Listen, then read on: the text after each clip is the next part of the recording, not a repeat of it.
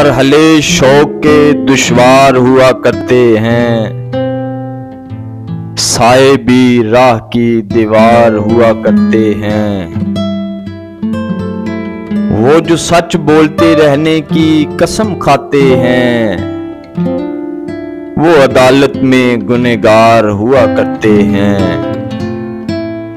सिर्फ हाथों को न देखो, कभी आंखें भी पढ़ो, कुछ सवाली बड़े खुददार हुआ करते हैं।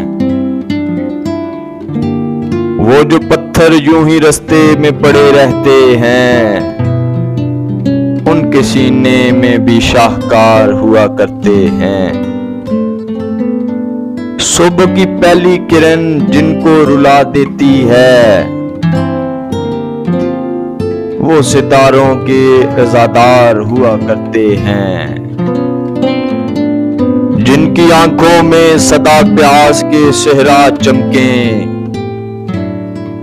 दर हकीकत वही फनकार हुआ करते हैं। शर्म आती है कि दुश्मन किसे समझे मोहसिन, शर्म आती है कि दुश्मन किसे समझे मोहसिन, दुश्मनी के भी तो मेयार हुआ करते हैं। दुश्मनी के